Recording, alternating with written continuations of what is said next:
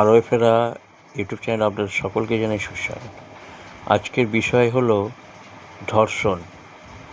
ধর্ষণ শুধু দেহের হয় না, ধর্ষণ হয় বিবেকের, ধর্ষণ হয় অধিকারের, ধর্ষণ হয় আত্মার, ধর্ষণ হয় নিজের সত্যতার, ধর্ষণ হয় ভালোবাসার, ধর্ষণ হয় প্রেমের, ধর্ষণ হয় বিবেকের।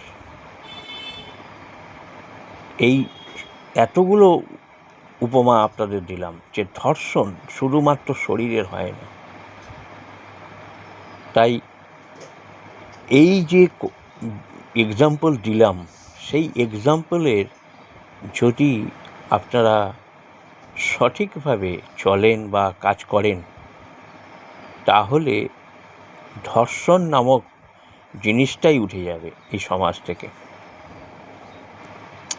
ভালো লাগলে চ্যানেলটাকে সাবস্ক্রাইব করতে পারেন। নমস্কার।